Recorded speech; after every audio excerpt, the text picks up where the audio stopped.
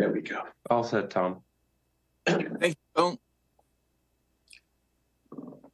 Before I open the hearing for the Barnstable Conservation Commission, I would like to ask George to do a roll call for the quorum purpose. Abadili? Present. Foster? Present. Gilmore present. Hearn? Present. Lee? Present. Sampool? Present. Tangney? Present. Administrator Darcy Carley? Present. Staff member Kim Cavanaugh? Present. We have everyone here tonight, Mr. Chairman. The floor is yours. Thank you. Acting under the provisions of Mass General Law, Chapter 131, Section 40, and or Chapter 237 of the Code of Town of Barnstable, the Barnstable Conservation Commission will hold a public hearing on Tuesday, October the 3rd, 2023, at 6:30 p.m. for the applications of Richard Cogliano, Leanne K. and Amy E. Griffin, Graham R. and Lisa C. Walters, Neil Rushy Marsh Realty, LLC. The hearing is being recorded and broadcast on the Town of Barnstable's Government's Access Channel. The plans and applications are on file and may be reviewed by scheduling appointments by sending emails requests to Darcy Curley at 230 South Street, Hyannis. This meeting is being recorded and broadcasted on the Town of Barnstable's Government Access Channel. In accordance with the Mass General Law, Chapter 38, Section 20, the chair must inquire whether anyone else is recording this meeting, and if so, please make your presence known. Hearing none, this evening's hearing agenda is posted on the town's website. On the agenda next to each application is the amount owed to the Town of Barnstable for the cost of advertisement. Please send your checks to the Conservation Division at 230 South Street before the hearing. Remote participation. The Conservation Commission's public hearing will be held by remote participation as a result of an act extending certain COVID-19 measures adopted during the state of emergency signed by the governor on March 29, 2023, suspending certain provisions of the open meeting law. Remote public access to this hearing shall be provided in the following manner. 1, the hearing will be televised via the Town of Barnstable's Government's Access Channel. 2, the real-time public comment can be addressed to the Conservation Commission utilizing the Zoom name 838-4091-4928 or use the toll-free phone number 888-475-4499 as shown on the agenda. 3rd, the public can also email their comments to darcy.curley@town.barnstable.ma.us at least 8 hours prior to the hearing. For your information, under the advisement tonight, Quatura Multifamily Communities has submitted a request to withdraw without prejudice, and then they will refile at a later date. We have one RDA tonight. The first one is Richard Cogliano to remove asphalt and shrink footprint of the driveway, replace asphalt with native stones, plant new grass, hydrangeas, and seagrass, remove and replace brick steps with granite steps at 1492 Main Street, West Barnstable, as shown on the Assessors Map 197, parcel 048. Is Richard here? Can anyone hear me? Yes, we hear you. Welcome back. Okay. Do you want to explain your projects or just take questions? Except I can't hear them. We can hear you. Yeah, he can't hear us. What if he Tom- turned on his television? I can't hear you. Okay. Tom, basically this is an easy application. I've reviewed it. He's actually reducing the amount of asphalt in this project, shrinking the footprint of the driveway, and replacing the asphalt with native stone, planting grasses. So I think this is a slam dunk. This is the existing driveway as it is today. This is his proposed plan. Reduced footprint. Green is going to be where they'll be doing the plantings, and he did provide a sketch plan showing the distance from the resource area. He's providing siltation fence and stake wattles. So I would just recommend help him out, and I propose or recommend a negative determination. I would second that, Darcy. Well, Thank you. she can't make the make proposal. the motion. No, I said, No, no, as staff, I would recommend.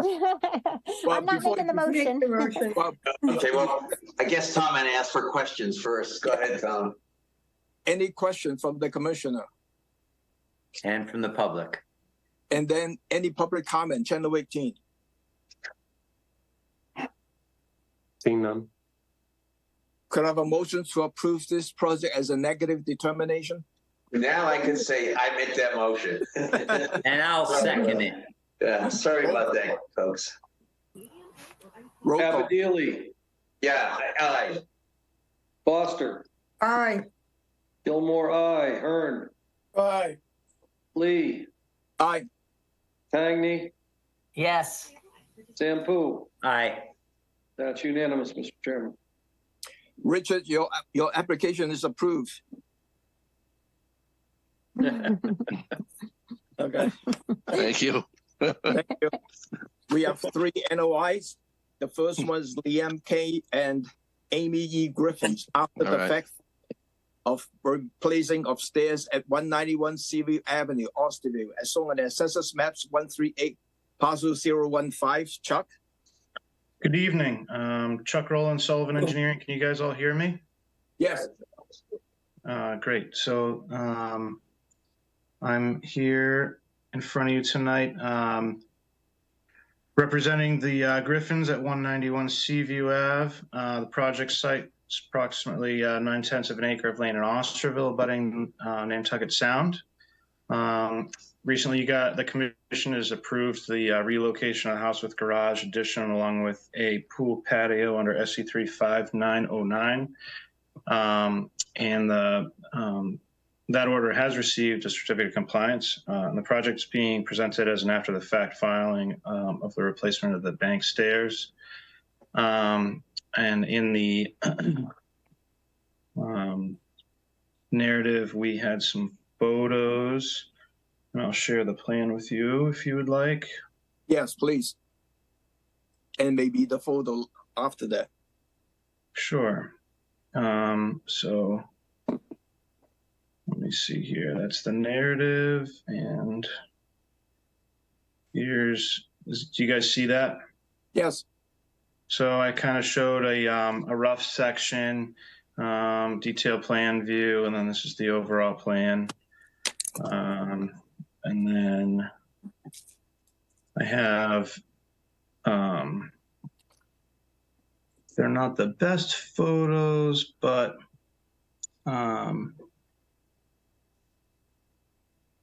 here is, let me know when you guys can see this. Yes, we're seeing this. So these are obviously the old stairs. They're replaced in kind. Obviously, these stairs were in very tough shape, and they were no longer safe to traverse. You can't really see in this photo, but the bottom section was like totally blown apart, and even the parts that you can see were severely degraded. So with that, I'm happy to take any questions you guys have. Don't you have a photo showing the new stairway? Let's see here. There was one in a package, Chuck. Yeah.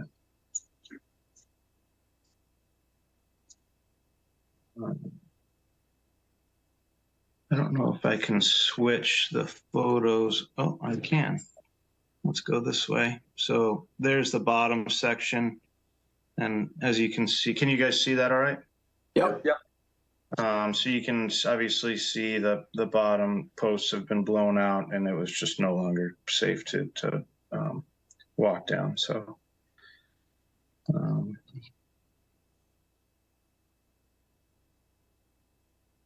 and then so there's that. There's another photo, and this is it being framed up. So as you can see, it was. And then if you visit the site, you can see that it was essentially the same set of stairs. So with that, I'm happy to take any questions. Okay, thanks, Chuck. Any question from the commissioner? The stair is kind of replaced in kind of the same locations. So I don't see any hands up. Channel 18, any public comment on this? Seeing none. Could I have a motion to approve this project as submitted? So moved. Second. Roll call. Sempu, Aye. Bagny, Aye. Lee, Aye. Hearn, Aye. Foster, Aye. Abadili, Aye. Gilmore, aye. That's unanimous. Thank you. Thanks, Chuck. Thank you. But Chuck, next one is yours too, right? Yeah. Graham R. and Lisa C. Walters to construct a pier, permit existing sandy area, and to rebuild retaining wall at 38 Washington Avenue, Austerville, as shown on the Assessors Map 162, parcel 002. Chuck? Chuck Rowland, Sullivan Engineering Consulting. I have a little bit larger scale project here, not much larger, but representing the Walters at 38 Washington Avenue. The project site is about a little less than 3/4 acres of land in Austerville, abutting Crystal Lake.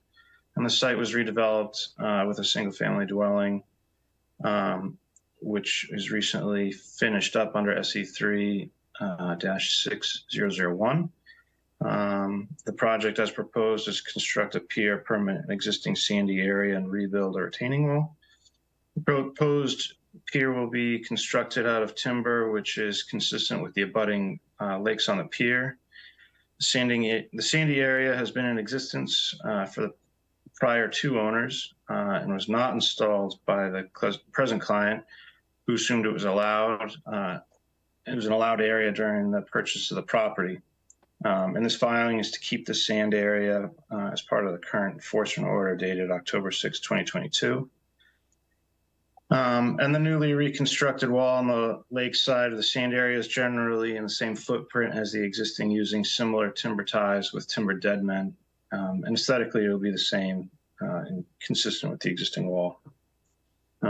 So we've kind of implemented some environmental features, including we're going to level the sand area, and this will reduce the pitch towards Crystal Lake, thereby minimizing the potential for washout during the future stormwater events.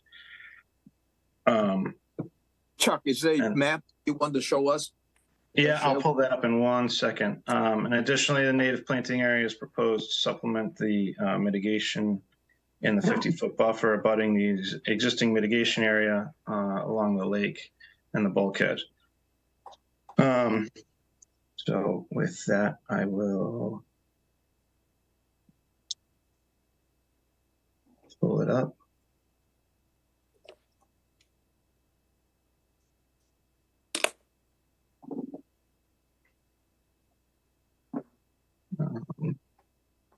So we have a overall plan view right here with the existing building that's been recently developed, as well as the added planting, the beach area, the existing mitigation area, some added planting along the top of the wall and the proposed pier.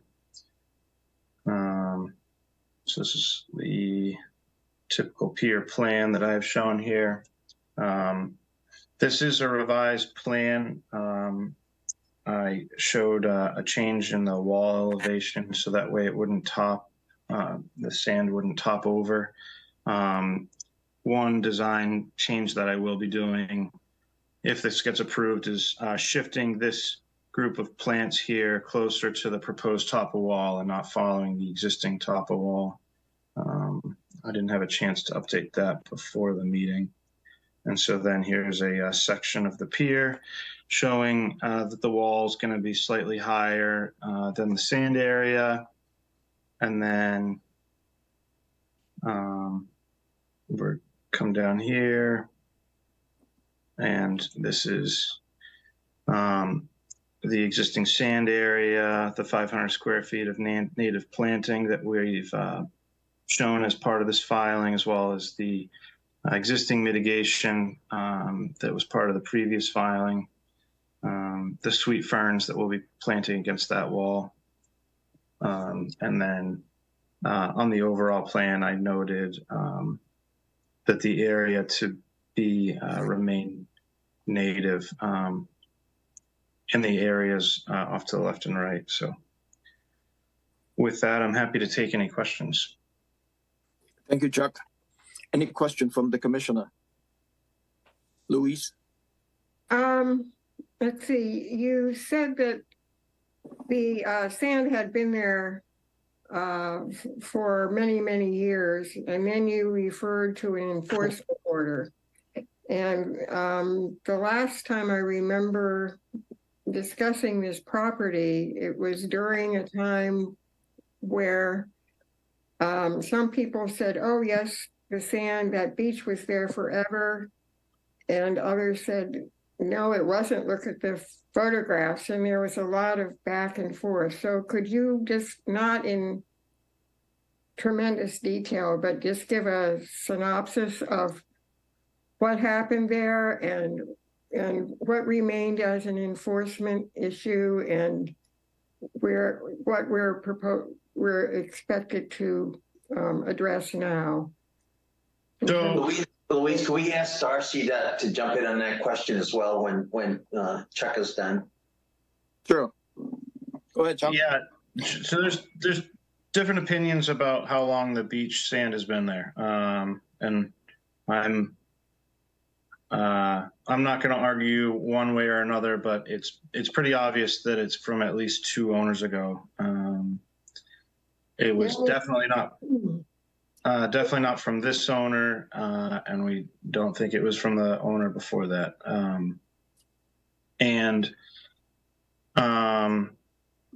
So essentially what we're saying is that sand area, we're requesting to keep it there. And in lieu, we're saying that we're going to be adding some native planting back. And so essentially we're asking for a sandy area to remain where grass had previously been at some point in time. Well, so what was the enforcement order part? You referred to an enforcement order, and I thought you said in response to an enforcement order. So what here does relates to that? Just the sandy area. But you said the sandy area had been there for many years just now, right? That it had been in there with 2 previous owners, maybe more. I believe it's been there for 2. I thought that's what you said. That is exactly what I said. Okay. Well, let me go to Darcy. She may be able to chime in some of the background. Yeah, so, yes, thank you. Originally, there was a filing, it came in for the house, and the first thing we noticed that on that notice of intent plan, they identified this sandy area. And what the commission, I was concerned about that being labeled that way on the plan, and I think the commission said, Chuck, you need to go back to staff and go over the aerials and decide, because Chuck was saying that they believed that there was a sandy area there before. So Ed and myself and Chuck and John actually reviewed all of the aerials, and we went back and forth, and staff was firm saying we don't believe that sandy area was something that was existing. There was an assessor photo taken where you could see across the lawn, and I believe what was increased was the back side of the sandy area that had been carved out, and they had put in like a little plastic thing to hold the sand in. My concern at the time was that the sand that they had put into this area, like they added additional sand that was now eroding and gullying and eroding over an existing small retaining wall. I cannot remember whether an actual enforcement order was written. It might have been because we never ended up getting this addressed, but where it stands now, Chuck has done what staff recommended, and that was you need to come in and try, if you want to try to keep this sandy area, you need to come in and submit a notice of intent to seek approval. And one of the things that I wanted to point out is a lot of time we throw around the word beach and nourishing a beach. I would look at this more as somebody who has removed lawn and created a sandy landscape area. The sand that was deposited in front of the retaining wall isn't truly like they're adding sand to the edge of the pond or near the BVW. It's actually, if somebody came to you and they had a lawn area and they said, I want to rip up the grass and put some sand in the lawn and then be able to put some chairs there and then get out onto the proposed dock. So I think that I just want to caution everybody, it's not really beach nourishment, it's the creation of a landscaped area with sand. I think it's important that they do the improvement on the little retaining wall if the commission does approve this, because it does need to hold in the sand that's currently there. I advise Chuck that if you were going to even try to seek approval, you got to look at this as requiring mitigation. Technically, the sand isn't a hardscape thing, but you should offer a lot of mitigation to be able to keep this sand area in what was lawn area. And then I asked him to add the note. I don't know if it's on this one section that you have, Chuck, up there, but I said I wanted to make sure it was clear. Area not to be disturbed and left to naturalize. Yeah, so I asked him to add the note on the other side of the proposed wall rebuild that the area between the wall and the bordering vegetated wetland be allowed to grow up. So that's where this stands. We advised Chuck, if he wanted to leave this and seek approval for the applicant to offer mitigation. And the only other comment that I would have is, and Chuck, I'm sorry, I missed this until right now, I saw it staring me in the face, is the request to have a proposed fixed timber pier. And we don't usually do fixed timber pier. It's usually a seasonal aluminum or something seasonal. I just noticed that you had that written on the plan. So Yes. I hope I answered your questions. Sure. Well, if you go back to square one, when the sandy area was created, and we don't know when that was, what was there before? We're talking about now that, it was lawn. It's as if it was lawn. And think of it as just the lawn being removed and the sand being put there instead. But if you go back to a couple of owners before that, what was there? I mean, was it lawn or was it vegetation? I mean, it's in the 50-foot buffer. I don't believe it was. From what we were looking at in the aerials, I would say it looked like something. It would be low, like a lawn type of vegetation, not shrubs or anything. What we could not see and determine that it was actually sand, but it looked like it was a disturbed area. And my observation was it looked like it was a lawn area. That's all I can tell you based on those aerials. But it was not a shrub line or trees or something like that. Let's see. Okay, standing there, you can see the remains of a lot of overwash over the original wall. That there is now sand that has accumulated there along the shore under the water. So yes, that's why that was one of the things that we had brought up that he needed to address, and we are recommending that the reconstructed wall be raised to contain the sand. Yeah, good idea. All right, At thank least, you at very much. least, I think George suggests about 2 inch above the sand level. So, Yes. That's one of the problems. before I forget, Darcy, do we need demarcation and do we need any report for this area? Yes, I would recommend that. Thank you. Bill? Mhm. Well, as Darcy said, it is a fixed year-round timber piling dock, and our guidelines, the very first guideline in our guidelines for freshwater docks, says pier and docks should be seasonal, deployed no later than April 1 and removed by November 1. And our experience elsewhere tells us that a lot of lakeshore owners and those that live near lakes prefer that the piers come out and that they should be seasonal.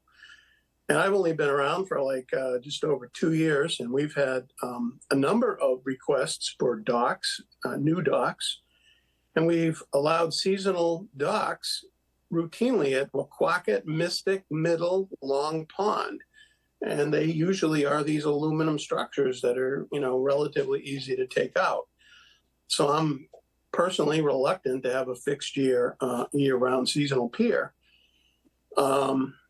In part, given as it is a precedent.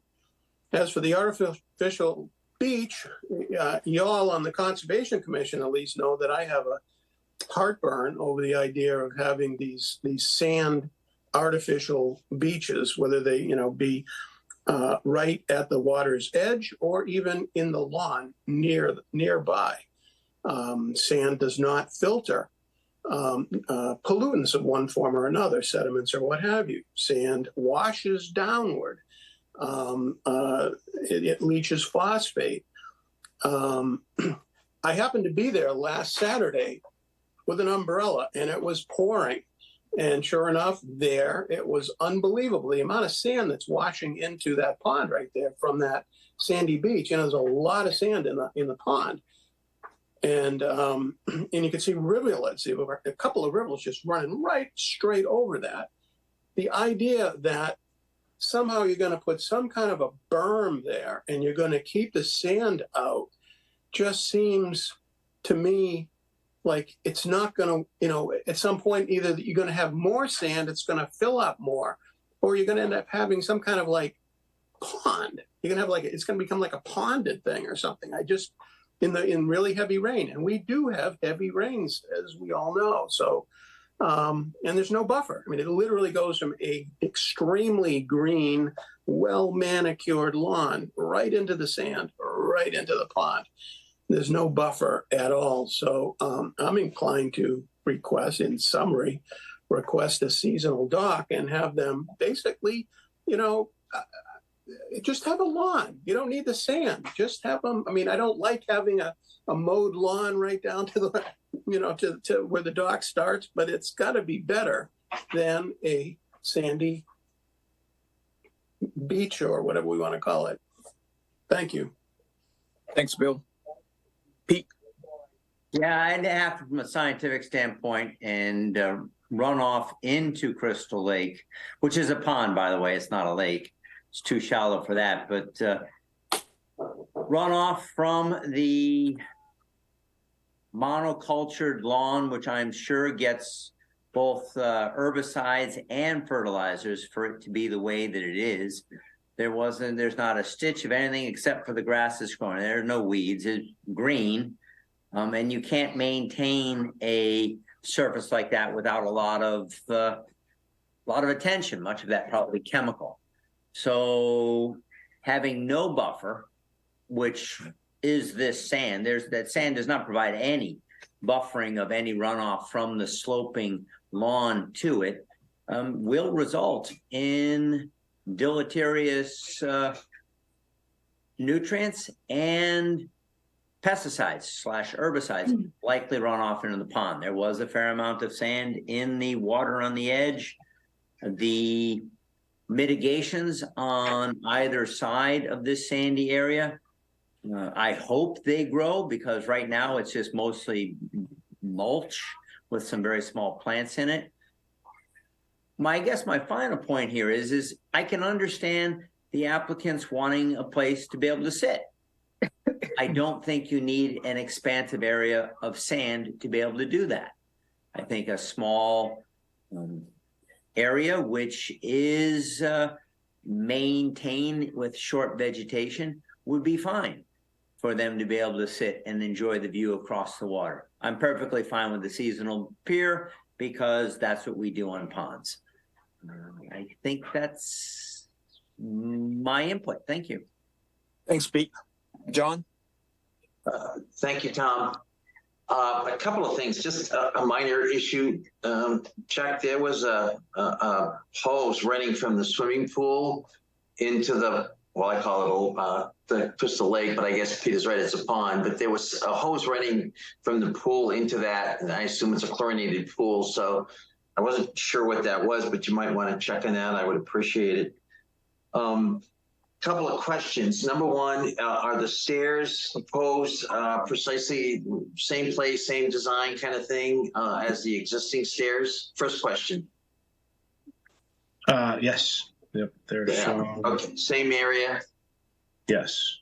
Okay. Second question, as I looked at the drawing that was with it, you've got that 10-inch higher wall and elevation 5'8".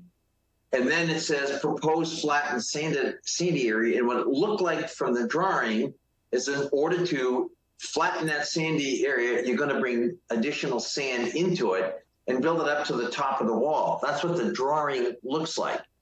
So if that's the case, what good is it going to do, as Darcy said, if the idea is for the wall to prevent the sand from going into the lake? Are you planning to bring additional sand in order to level that sandy area, assuming it's approved, to the top of the wall? Because that's what the drawing looks like. So that's, I felt that if you wanted to reduce the pitch towards the lake, you would have to flatten it so that way it didn't create more of a pitch to, make laminar flow and pitch it towards the lake. So the only way I know of doing that to level it is to add a little bit of sand there. Okay, see, that really presents a problem for me. I mean, despite what Bill was saying, and I know his feelings on sandy beaches on our lakes, I think Darcy differentiates this area from that. So I can accept that differentiation, but you can also level it by lowering the back, the beginning of that sandy area by the metal barrier that surrounds it. Instead of adding sand, you bring that sand in up to the top of the wall, and the ground, the grass is elevated towards the lake. You're just gonna continue the problem and make it worse. And Bill's concerns are something I really agree with. So I really have trouble with that. Why not level it off by lowering the sand where the grass is? And that's why we're having this discussion. So if that's the way you would rather see it done, then I'm happy to incorporate that design element. That's all right. I guess we could talk to Darcy and get her thoughts on that. But I do have some problem bringing additional sand, I have to admit. The existing stairs. The other thing, and I think Peter just mentioned this, I saw a lot of mulch. I mean, my goodness, there's mulch all over the place over there. And so I wanted Darcy or Ed or whoever look at this thing and said, does the previously approved mitigation planting, has that been met and complied with? Because there was just tremendous amount of mulch along that property, all along the lakefront. So I wasn't very satisfied that the previously approved mitigation planting under that SE3 number was fully complied with. So that's my final question about this. I don't disagree with you at all. That was one of my concerns, and it's been brought up to the contractor, and that's why we have not asked for a certificate of compliance request for the house, is that we don't think that the existing mitigation as part of that filing has been well, then clearly I have trouble saying, okay, we're going to approve this plan. I'm okay with the stairs. I'm okay with the dock, although I agree with my colleagues that it should be seasonal unless there's some unique reason that makes it fixed. But I think seasonal is the way to go. That's traditional lake kind of dock. I'm okay with that if it's made seasonal. I'm even okay to keeping this little sandy area. It's not beach. I think the additional mitigation is going to do far more good to the lake than that little sandy area is going to do in terms of harm. So I'm okay with that. But I don't like bringing in extra sand, and I do think the previous mitigation is woefully lacking. And I have trouble going ahead and saying, let's do this until there is a clear commitment to correct the previous mitigation planting requirements. Thank you, John. Thank you, John.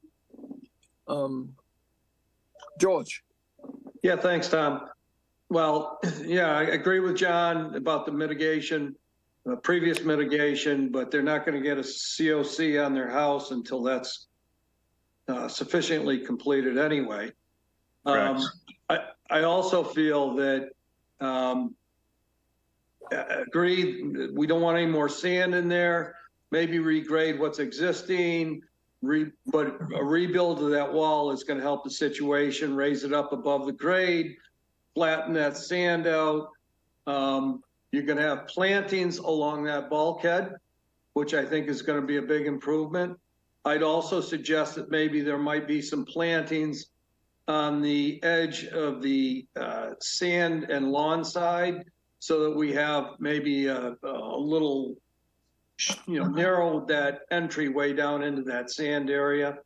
And that way you're getting some filtration coming off the lawn towards the sand area, and then you get more filtration at the bulkhead side. So if that were done, I'm in favor of this project. And also, needless to say, the requirement for a seasonal pier. Thank you. Thank you, George. Before I go to Bill, I just want to float a couple of things in here. Number one is the pier should be a seasonal aluminum dock rather than the timber, as many commissioner has mentioned.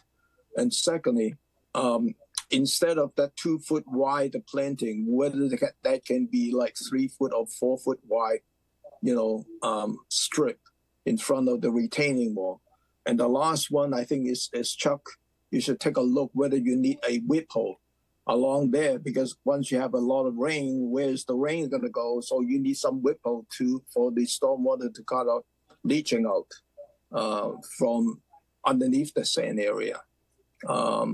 So with that, let me go to Bill. Yeah, I raised my hand initially. It's somewhat moot now. I just wanted to point out to Pete. Pete seemed to be under the impression this was going to be a seasonal dock. And I just was going to alert him to that. But now after what everyone said, we're pushing for the seasonal dock, period. 2 other points. One is that at several other projects we've had, we've talked about sand in the 0 to 50 foot buffer and sand as a beach, and the beach was basically sand that was places where people would set up lawn chairs or whatnot, and it was disconnected from the lake. The sand would be disconnected, like 5 feet or 8 feet or whatever the heck. But and we've had some good arguments about that. And I can remember the size of a historic grandfathered one was shrunk laterally. And so, I don't know what the definition is here, but to me, this is, sand in the 0 to 50. It's a de facto artificial beach, just for what it's worth.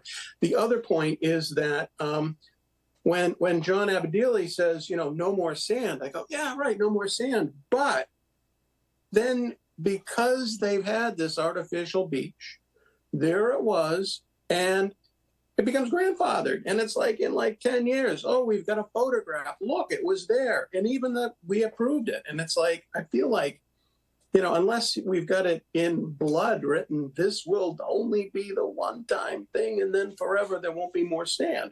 Because ultimately it's going to end up becoming, grown up with weeds and grass, and it'll go back. They go, well, we want the sand back. So to me, just starting it, having, why not just let it become a lawn? Not that I even like having a mowed lawn there. Just as Pete was suggesting, just a place where you can sit down and if these people are interested, well, they obviously are interested in having a nice view and they can see and engage the pond. Now they'll have a potential to go out onto a dock and they can see the pond even more from a dock. I just don't see the point with the sand.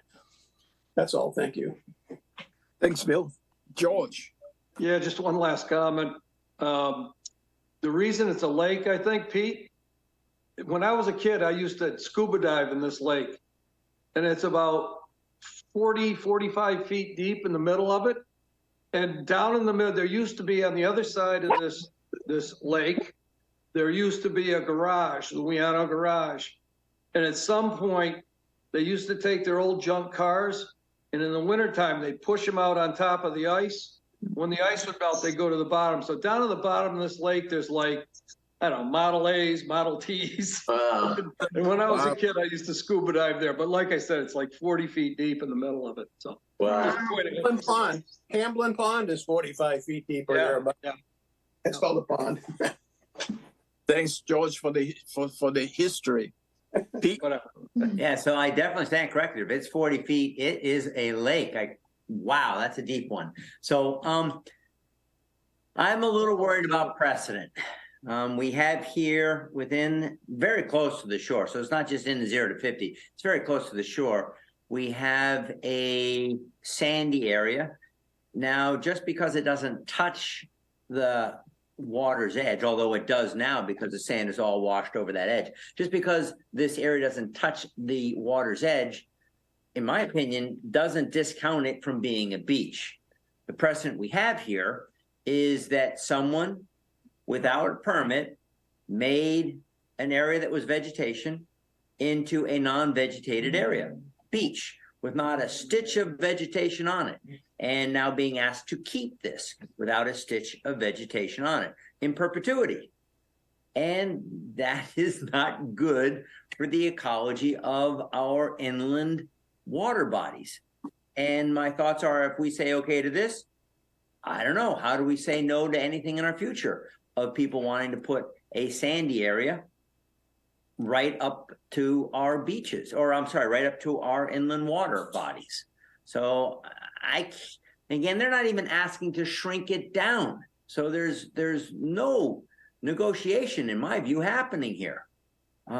Anyways, I'm not at all pleased with the sense that our commission and my fellow commissioners are fine with this move, which I think will come back and we will revisit time and again in many of our local inland ponds. Thank you.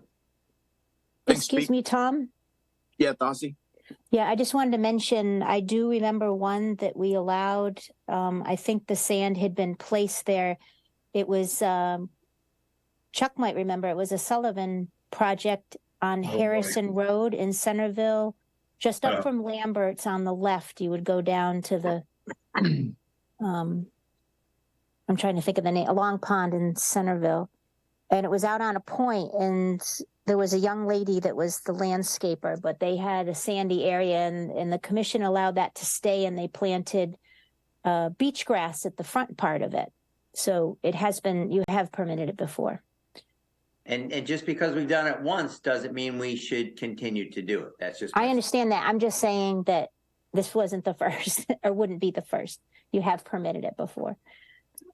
Thanks, Darcy. John?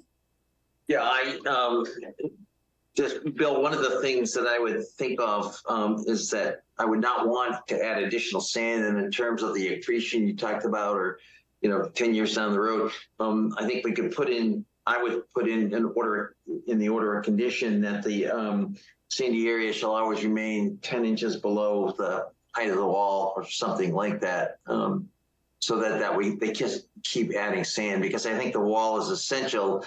As Pete said, we're seeing a lot of overflow right now from that sandy area. So if the sandy area was permitted, and I certainly, there's debate on that, I would put a condition in that required the level of that sand to be 10 inches below the wall, and no additional sand to be added to it right now, for sure. In terms of the precedent, Pete, I do think that Darcy raises a valid argument. you know, we have long said that if you get an existing beach, we have long held, and I know Bill, and I respect his judgment, of course, would somewhat disagree with this, but we've long held that, yeah, you can maintain that. There's some evidence here that this has been in existence for some period of time. I do think it's distinguishable on the basis of the facts in this area.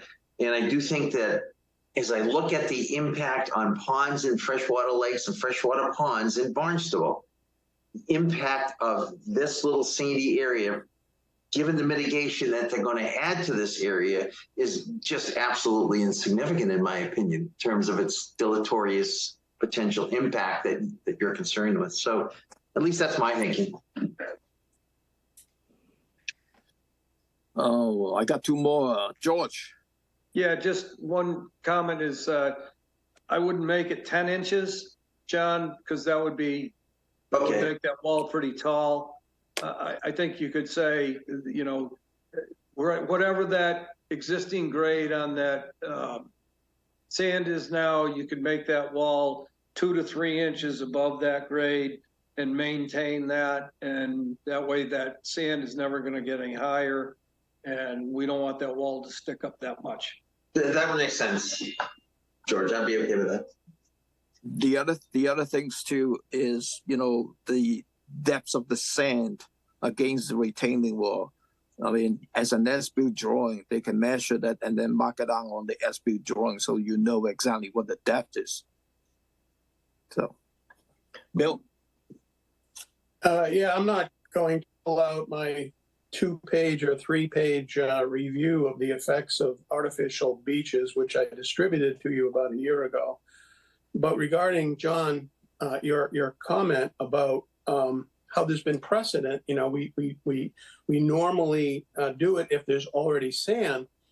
I have always understood that, but in those projects, we go through this whole aerial photography exercise and we go back, oh, it was permitted or it was pre-1972 or 3 with the Wetlands Protection Act. And there are houses and this was a very common kind of practice back in the 50s and the 60s and the 70s. And I'm a child of that era. And I remember all these sandy artificial beaches, but we now know from the science that these cumulatively cause an impact.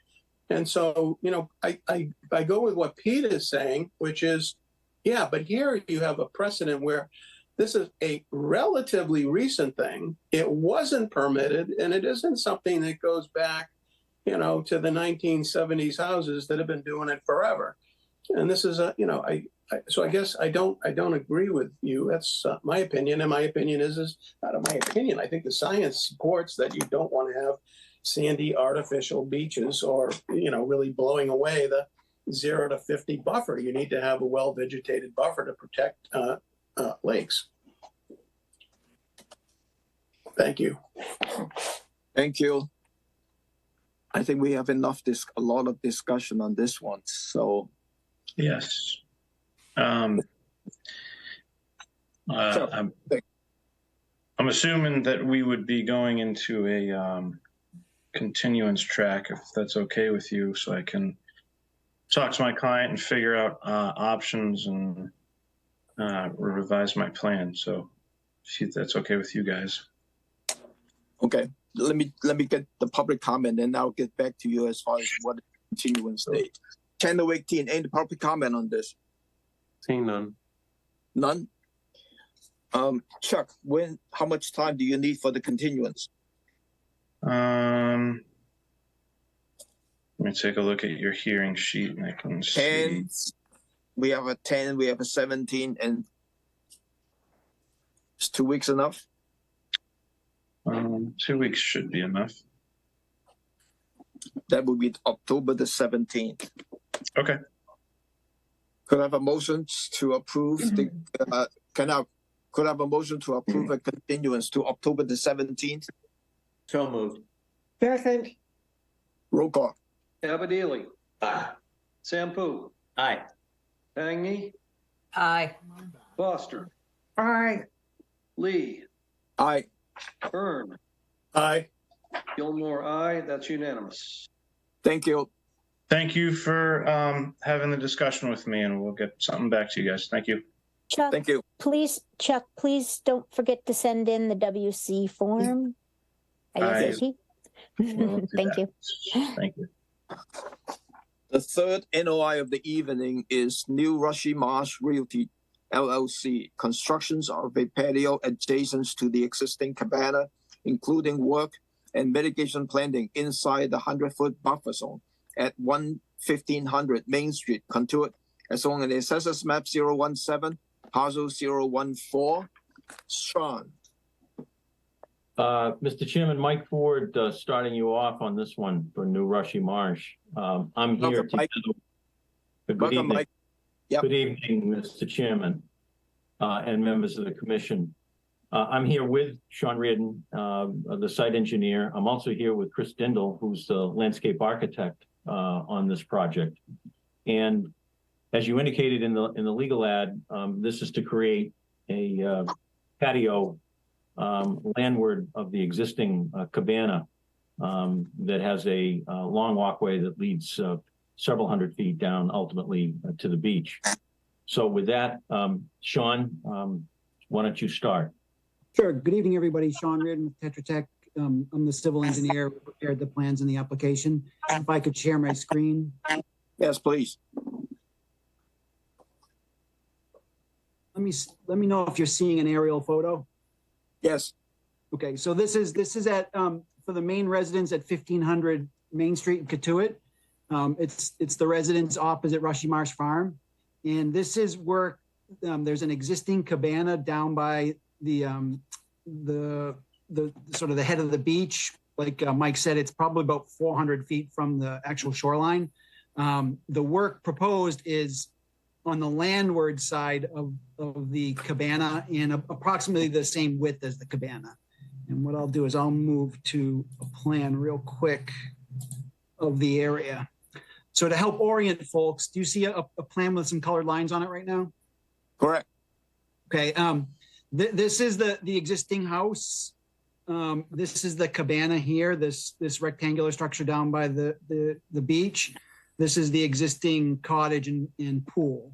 The area we're talking about working in is the immediate area right in front of the cabana, as Mike said, on the landward side of the cabana. So everything that we're doing is completely obscured from the shoreline by the cabana itself. Now, the application shows the green lines as being our edge of bank, and actually, Chairman Lee and Darcy pointed out that we made a bit of a mistake on our delineation. The town bank actually extends up beyond the LSCSF because it's great. The 18% grades extends through. So that area that we're going to have to revise, and we're prepared to do that immediately after this filing once we get comments from the board, would change the town bank line to be this red line, and to change the 50-foot buffer zone to be a little bit further out. Now, none of our work is proposed within that zone. All of our work is proposed within the 50-foot buffer zone to the town bank. So it doesn't really change any of the numbers in our filing, but we felt it was important to get right. And we're preparing a figure to add to the application that provides the transects and provides the revised line. The other area is this area obviously is dune and beach. This is about 400 or 500 feet to the shore. We do have a priority habitat line that's about 150 feet seaward of the cabana, which doesn't impact our proposed work for the patio. But when we talk about some of the mitigation we're thinking about doing, it may come into play during that. And with that, I'll quickly go to the actual filing. So this is the grading and drainage plan from the application, our plans. What you see here is the cabana structure. This is our patio, which is basically a leveled area in front of the patio, right in front of the cabana. Right now, there's a staircase that leads down from the cabana to the grade. We're keeping that staircase and we're simply just leveling the area around it. And in order to support that leveling, we're building a granite wall around so that none of the grading for the patio extends beyond the sides of the cabana. The finish inside that wall is predominantly going to be landscaping. So these areas here where you see with the plus marks, that's all a planted area. This area here in the middle is a granite paver material, and the area with the sort of the lines through it, that's going to be an at grade, basically a wooden deck. So an open board deck, similar to the kind of decking that the boardwalk itself is made out of. So basically sort of having that same material on either side. And then in order to level this area out, we've got to build not really a staircase, but we're going to build stairs out of granite blocks. So granite blocks set into grade. And then we'll have some slight grading around that stair to make that work. All of the work happens outside of the town's town bank, but within the 50-foot buffer zone to that bank. And if just Chris could just take a minute to sort of maybe describe the genesis of this project. Right now, the area in front of the cabana is like super overgrown, and you know, everything in there struggling because it's so dense. And we see this as part of sort of our solution. Chris, do you mind sharing that with us? Yeah. It has become in this area quite shady, and the trees are all really compromising each other. The lower canopies dying out, and in terms of safety, the stepping stones down to the cabana are always wet and slippery. So the intention was to open it up a little bit. We're removing 10 trees, but we are keeping 3 trees within the patio. We're transplanting 3 within that footprint to the perimeter. And we're adding 22 arborvitae in locations around the perimeter, but all along really favoring the trees, the existing and the new ones, and giving everything some breathing room so they can flourish. It's just become quite a dense, wet area. So that's sort of the reason for this move here, this design move. Thanks, Chris. In terms of net change to the buffer zone, what we end up with is we're removing a small bit of impervious because there's a large granite landing at the base of the stairs right now. That will be coming out. But the net increase in impervious, when you count the width of the wall and the wooden deck in the granite portion of the patio and the stairs, we net out about 476 square feet of additional impervious area within the 50-foot buffer zone, which, based on the town's calculation, requires 1,904 square feet of mitigation. We're proposing sort of 2 strategies for mitigating. One is basically a robust planting plan in and around the improvement to sort of supplement the vegetation that's out there, all within the 50-foot buffer zone. And then a second phase of, I don't know if we're calling it, sort of a beach enhancement. We've, let me see if I can find the plan.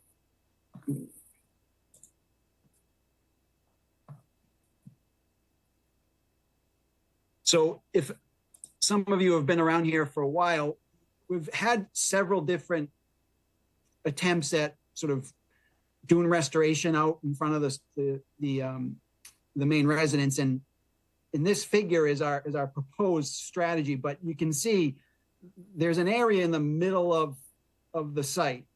This is one particular phase of restoration that was comprised of adding a foot of sand fill and then doing the beach planting.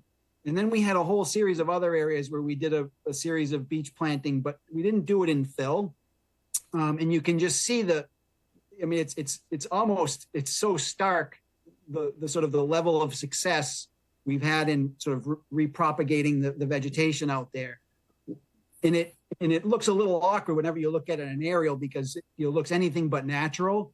So what we're hoping to do is sort of take the success we've had with this particular approach and apply it to a larger area, and hopefully have the same outcomes.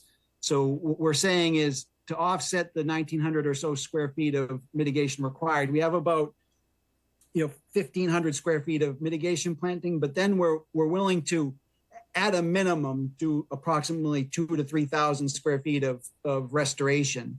Now, the restoration would have to be in cooperation with Darcy and with the commission, because it is a relatively stable environment that's got some areas that are sort of like less valuable. I wouldn't say less valuable, but sort of more bereft of planting.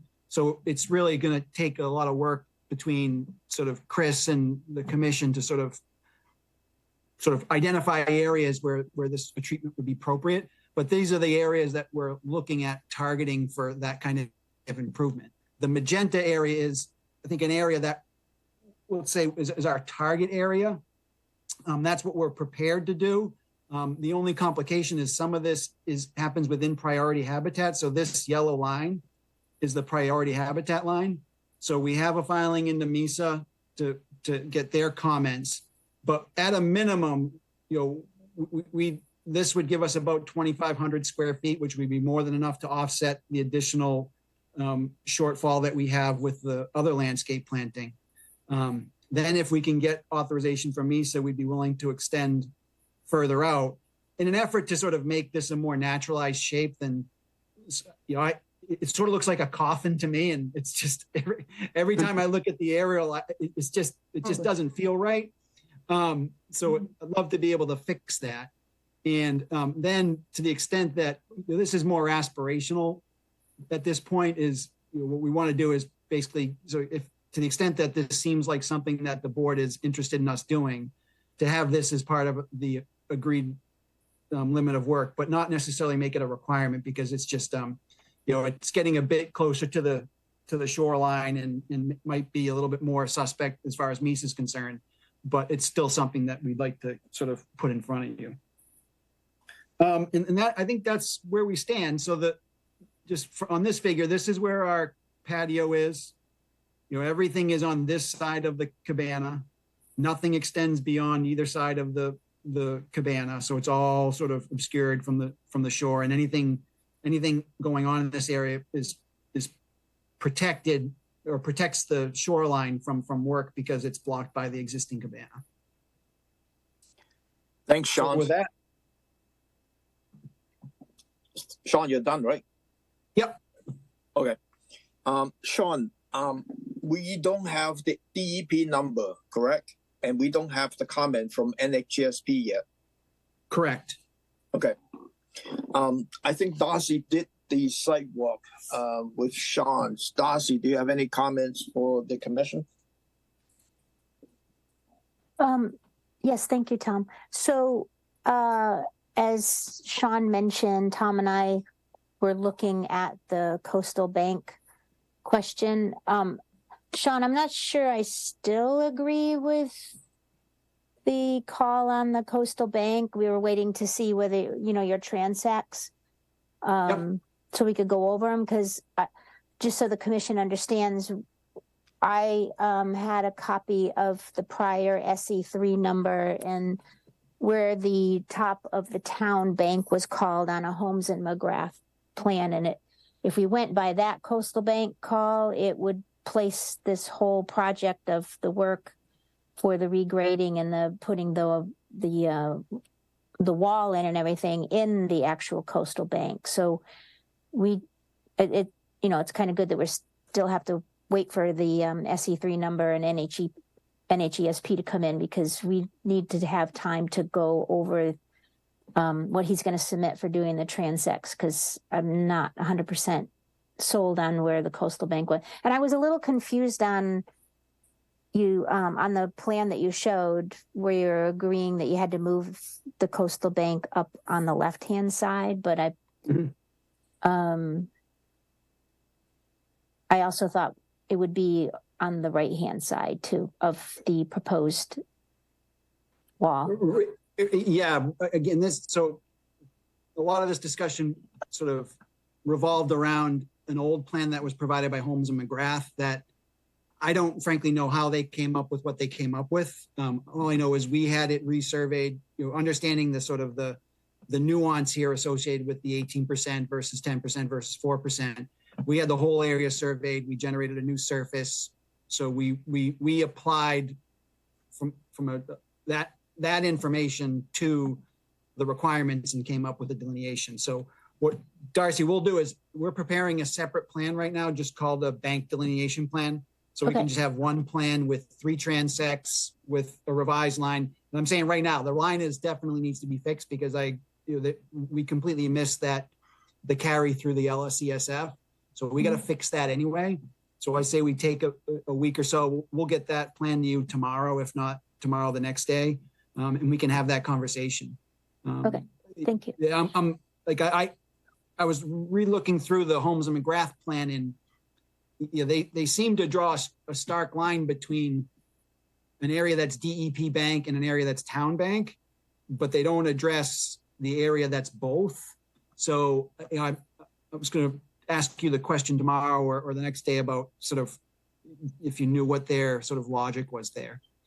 Okay. Because if you look at their plan, I think this is completely within an area called town bank, completely within an area called DEP bank, not town bank. But we can sort of cross that bridge when we submit something.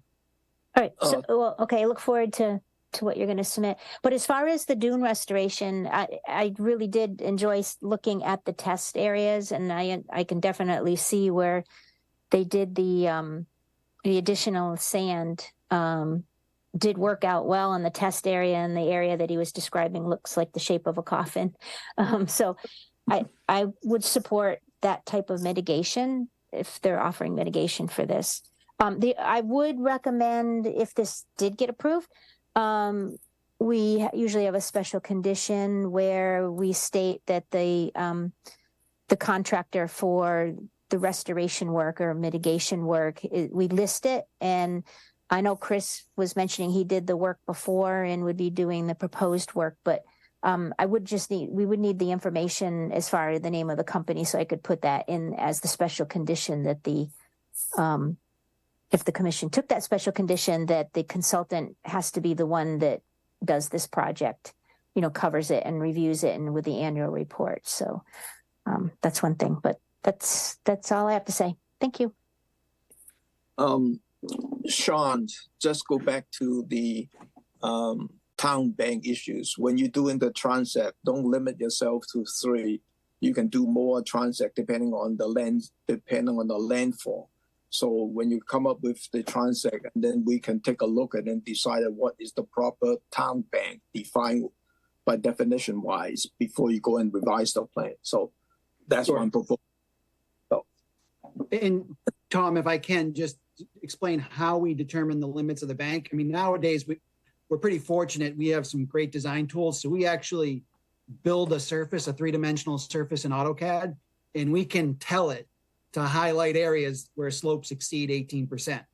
So, basically any area within that area below the LSCSF, we can have the computer identify all those slopes. Same thing with 10% and 4%, and then we just have to apply it to the different zones that you see here. But right. I'll explain everything to you, and certainly we're open to any adjustments that we think appropriate. Thank you, Sean. Question from the commissioner, George. Yes, thanks, Tom. Yeah, Sean, you mentioned you're going to be taking like 10 trees, I think you said, and transplanting 3. And I can see the ones that you're taking. Basically, what are you taking and what are you transplanting and what are you replacing those with? So I'll hand this over to Chris to talk specific species, but just to help everybody sort of understand where this information is coming from. So the trees with the X on it are the ones that we're removing. The trees with the squares on them those are ones that we're specifically protecting and maintaining. So those will still exist in the landscape just within the patio area. And then these 3 hollies here, we're going to be, where is it? No, these 3 hollies here, we're going to be transplanting over here. So Chris, I don't know if you have any particular species information. The trees marked with the X on the plan, we have they're primarily hollies, American hollies. There's one blue spruce that's probably 80 years old. It's about 70 feet tall with very little canopy up top and leaning at a very dangerous angle toward another building on the property. It's really declining fast. But everything else is holly, American holly, that has really declined, has very little foliage, and it's primarily because of the proximity of all those trees with the X's. Everything is really crammed in there, and it's just not doing well. Yeah, it did seem real tight when I was there today too. Yeah. Thanks, Thank you. George. Louise?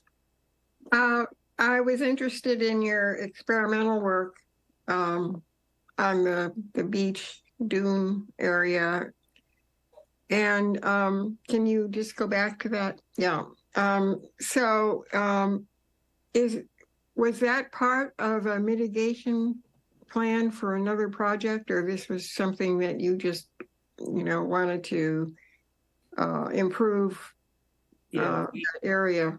Well, we saw this pattern evolve where the coffin-shaped area, which had been planted on 12 inches of sand, was just flourishing, and the beach grass was doing great there. And as you can see, there's actually small native pines colonizing. Those weren't even planted, so it's a very supportive situation for colonizing native plants.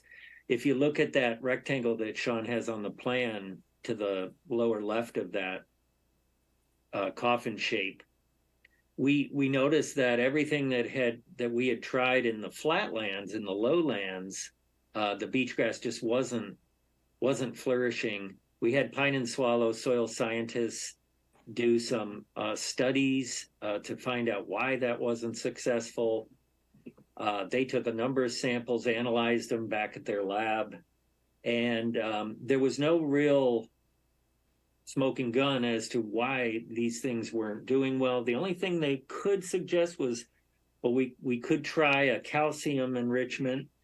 So in that rectangle that you see there, the lower portion was just a sort of a control square of grass in the lowland. The center portion we enriched with some calcium, and then the upper piece, it's stunning by the aerial here. You can see this was the piece where we planted it on 12 inches of sand, and those are all beach grass plantings in there that have just flourished again. So we sort of reinforced our theory that section of sand was giving us some really good success. Mm-hmm.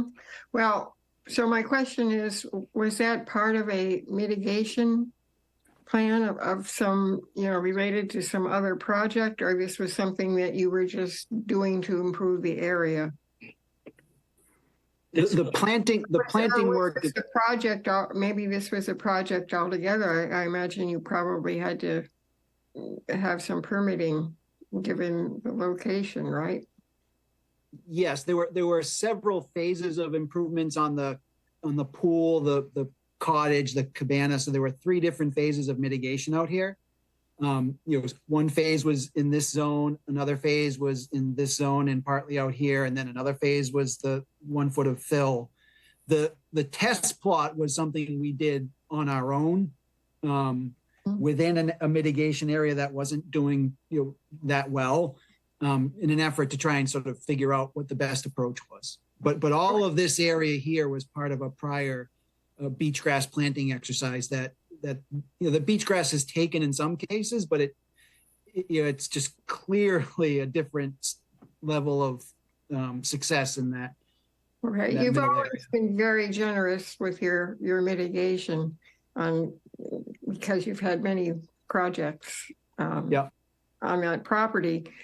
But I think what you're saying is that the pink area and the the coffin shape area and that other brown area to the left, those are mitigation areas from former projects. These are not new mitigation areas for this project. Is that right?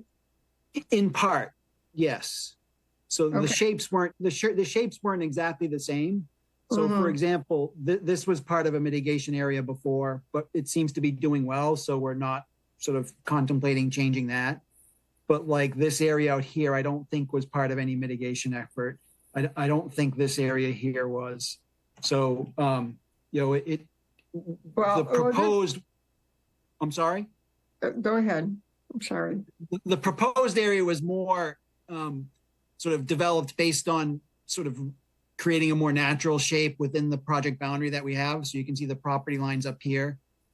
So we weren't necessarily sort of trying to reestablish the old sort of really rectilinear shapes that were the mitigation. But to answer your question directly, there was prior mitigation in these areas, and it has done okay. It just hasn't done as well as this area. So what we're looking to do is to sort of, that's why actually Mike and I had a conversation today about, do we call it a restoration or we call it an enhancement? Because to your point, we had made prior efforts, but we're looking to sort of make a better effort this time. Okay, so just for bookkeeping purposes and, you know, records and all that, it's only the green area that is mitigation associated with this project, right? Everything to the left in pink and brown is related to a former project, correct? And maybe they are projects in themselves. I don't know if they're actually mitigation. Not everything. So what I think I'll do is in our next go around at this, I'll take and overlay the prior mitigation areas from the previous applications so we can physically see the areas that were committed to prior. One is going to look exactly like the coffin. So, you know, then we have others that spin off of it. But again, the colored areas that we show are unrelated to those. They do incorporate some of them, but we'll provide a separate figure showing that. So we can, to your point, keep the accounting separate. Yeah, and also I think, you know, the question of is this restoration? Is this a restoration project or is this mitigation? Is a pretty interesting one. Yeah, the way we're viewing it is we're only trying to offset about 380 square feet, but we see it as an enhancement. So regardless, we're viewing it as mitigation because we're trying to make something that exists better. But the vernacular we choose for that, we're open. We just want to sort of propose something that's amenable to everybody. Right. Okay. Thank you. Thank you, Luis. Any other question from the commissioner? Seeing none. Chairman Wakin, any public comment on this? Seeing none. None. Mike and Sean, how much time do you need for the continuance? I think I think the 17th would be good because then we can, you know, allow some time for Darcy and I to have some back and forth and for the board to see drawings beforehand rather than sort of rush to the 10th. But I see no reason why I can't get you something within the next 4 or 5 days. Okay. Could I have a motion to continue this applications to October the 17th? So moved. Second. Roll call. Sampu, Aye.